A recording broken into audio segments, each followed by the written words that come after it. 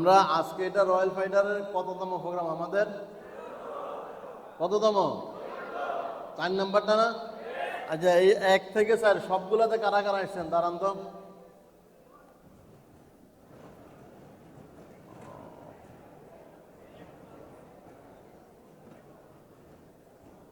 আচ্ছা, ঠিক আছে, বসেন। আর যারা বসেছিলেন, আমরা আশা করব আগামীতে আপনারাও দাঁড়ানোর মতো পর্যায়ে পৌঁছাবেন। মানে যে কটা মিস করছেন তো করছেন, আগামীতে যে কয়টা প্রোগ্রাম হবে এই কয়টা প্রোগ্রাম আমরা একটাও মিস করব না। এইটুকু সিদ্ধান্ত নিজের সাথে নিজে নিতে পারবো তো ইনশাল্লাহ? কথা বলেন, পারবো তো?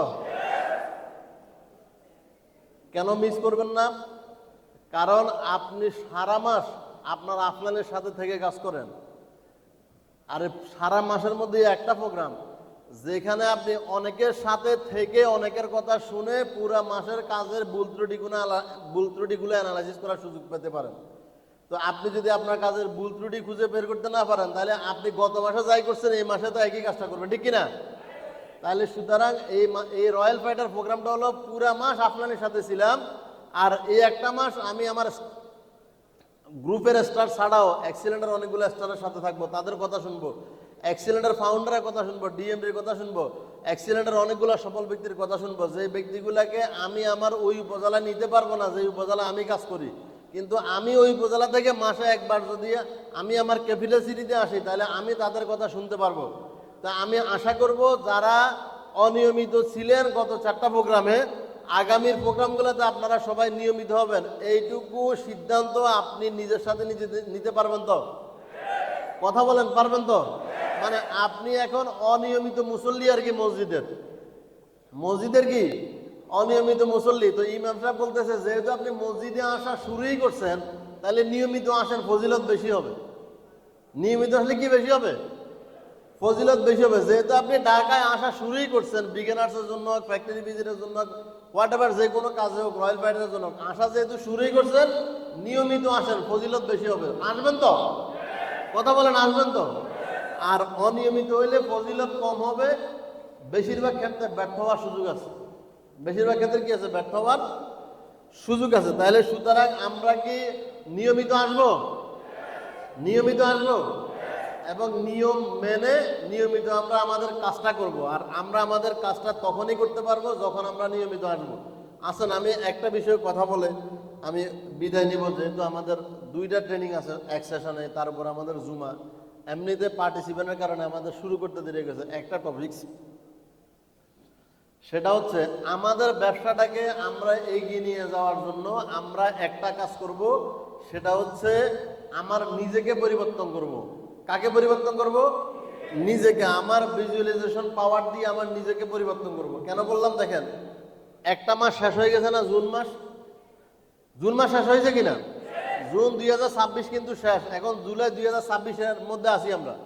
তা আমরা এই সময়টাতে আমরা যখন আমাদের জুন মাসের কাজের পর্যালোচনা করব, আমরা হয়তো অনেকে ভালো ব্যবসা করছি, অনেকে মাঝামাঝি ব্যবসা করছি, অনেকে ব্যবসাই করতে পারি নাই। তো এখানে যদি আমাদেরকে জিজ্ঞাসা করা হয় যে আমাদের ব্যবসাটা ভালো কেন হয় নাই, তা আমি হয়তো আমার অ্যাসোসিয়েটের 5টা সমস্যার কথা বলবো না? আমার অ্যাসোসিয়েটের এই সমস্যার কারণে করা হয় নাই। আবার আমি আমার আফলাইন এম.এস. চৌধুরীর 3টা দোষের কথা বলবো। আমার আফলাইনে তো ঠিকমতো আমার সাথে ফোনে কানেক্টিং ছিল না, শিডিউল চাইছি শিডিউল দেয় নাই, সময় চাইছি সময় দেয় নাই। তারপরে আপনার বিগিনার্সে আমার সাথে ঢাকায় যেতে বলছি, যায় নাই। তাইলে সুতরাং আমার ব্যবসাটা ভালো কেন হয় নাই? 5 জন অ্যাসোসিয়েটের কারণে, আর আমার 2 জন আফলাইনের কারণে, বা আমার আফলাইন এম.এস. চৌধুরীর কারণে। কিন্তু আপনি আপনার জায়গায় ঠিক ছিলেন, ঠিক কিনা?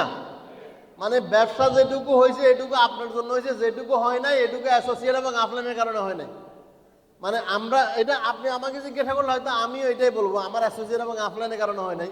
কারণ আমি তো আমার দোষ দিব না। আপনি কি আমরা এত বোকা পাবেন যে আমি আমার প্রয়োজনে ব্যবসা হয় না এই কথা বলবো? আমরা কেউ কি এত বোকা? কথা বলেন, আমরা কি বোকা? আমরা কেউ এত বোকা না। ব্যবসা যেটুকু হয়েছে আমার জন্য হয়েছে, আর যেটুকু হয় নাই উপরে এবং নিচে সমস্যা ছিল, এজন্য হয় নাই। এখন আমাদেরকে ভালো ব্যবসা করতে হবে কিনা? কথা বলেন, হবে কিনা? এখন ভালো ব্যবসা করতে হইলে, ভালো ব্যবসা যে হয় নাই এই জন্য উপরেও সমস্যা ছিল, নিচেও সমস্যা ছিল, আমার মধ্যেও সমস্যা ছিল, যেটা আমি একটু আগেও স্বীকার করি না। কিন্তু আমার মধ্যে সমস্যা ছিল কিনা? কথা বলেন, ছিল কিনা? দেখেন আপনার একটু আগে যে বক্তব্য ছিল আপনার অ্যাসোসিয়েটের মধ্যে অ্যাসোসিয়েটরা ভালোভাবে কাজ করে না এই জন্য ব্যবসা হয় না, এটা সত্য। এবং আপনার আপনার এম এস চৌধুরী আপনার সাথে সমন্বয় করে না, এটাও সত্য। কিন্তু মনে রাখবেন আপনি চাইলে আপনার অ্যাসোসিয়েটকে পরিপূর্ণ ঠিক করতে পারবেন না, এবং আপনার আপনার আমাকেও পরিপূর্ণ ঠিক করতে পারবেন না। কিন্তু আপনি একটা জিনিস চাইলে পারেন, আপনার নিজেকে ঠিক করতে পারেন। কাকে ঠিক করতে পারেন? আপনার নিজেকে। এখন আপনার নিজেকে আপনি তখনই ঠিক করবেন যখন আপনি চিন্তা করবেন যে আমার নিজের মধ্যে কোনো ফল্ট আছে। কিন্তু আপনি তো ধরে নিয়েছেন যে ব্যবসা হয় না আমার উপর এবং নিচের কারণে, আমি তো ঠিক আছে। তাহলে আমি আপনাকে এইটা বুঝাতে চাচ্ছি যে আমি ঠিক নাই। আমি কি নাই? ঠিক নাই। আপনার চেয়ারে বসা ব্যক্তিটা ঠিক নাই, তাহলে এটাকে ঠিক হতে হবে। আর আপনার অ্যাসোসিয়েটকে ঠিক করা কঠিন না নিজে ঠিক হওয়া কঠিন? অ্যাসোসিয়েটকে ঠিক করা কঠিন, কারণ আপনি অন্যের মন মানসিকতা বুঝে তাকে পরিচালিত করা তার মতো এত সহজ না। মানুষ স্বামী স্ত্রীর সাথে 50 বছর 60 বছরও সংসার করে, তারপরে 60 বছর তাদের বিবাহের 60 বছর পরে গিয়ে স্বামী স্ত্রীর মধ্যে ঝগড়া হয়। হয় কি না? হয় না? দেখবেন এখন গ্রামে গেলে দেখবেন যে দাদা দাদিরা ঝগড়া করতেছে, তাহলে কি তাদের বিবাহের বয়স 1-2 বছর? বহু বছর না? কিন্তু ঝগড়া হয় কি না? তাইলে আমি বুঝাতে চাচ্ছি আপনি অ্যাসোসিয়েটকে পরিপূর্ণ ঠিক করতে পারবেন না, আপলাইনকেও পরিপূর্ণ ঠিক করতে পারবেন না, কিন্তু আপনি নিজে পরিপূর্ণ ঠিক হইতে পারবেন। কিন্তু আমরা এই জায়গাটাতে আগে স্বীকারই করি না, ঠিক হওয়া তো অনেক পরের কথা। তাহলে আমরা এইটুকু বিষয় ধরে নিই যে আমার মধ্যে কিছু ভুল আছে আমার ব্যবসা কম হওয়ার পিছনে। আমরা কি এটুকু ধরে নিয়েছি? আমরা কি এটুকু ধরে নিতে পারি?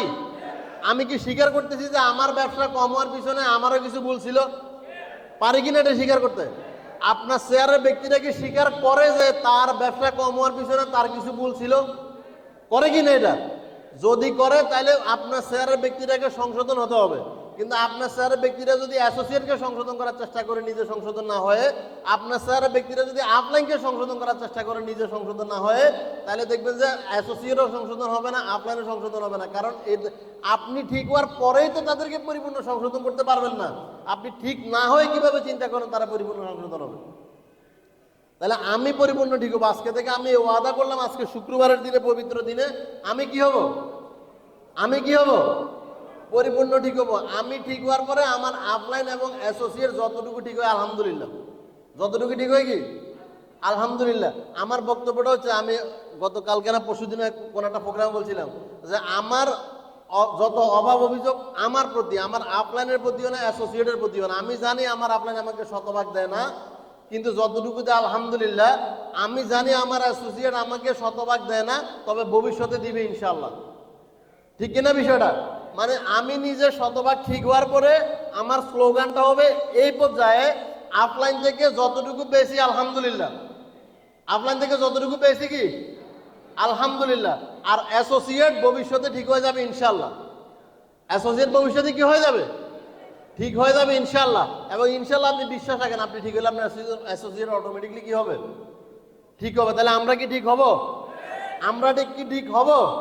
তাহলে আমরা কি ঠিক যদি হই, আপলাইনের কাছ থেকে যাই পাইছি আলহামদুলিল্লাহ বলেন, আপলাইনের কাছে যাই পাইছি আলহামদুলিল্লাহ। অ্যাসোসিয়েট ঠিক হয়ে যাবে ইনশাল্লাহ, অ্যাসোসিয়েট ঠিক হয়ে যাবে ইনশাল্লাহ। তবে এই ইনশাল্লাহ আর আলহামদুলিল্লাহর মাঝখানে আগে আপনাকে ঠিক হতে হবে। তাহলে আমি ঠিক হয়ে যাব, আমি এই কমিটমেন্ট, এই বদ্ধপরিকর এই সিদ্ধান্ত আমি অলরেডি ইতিমধ্যে নিয়েছি, ঠিক কিনা?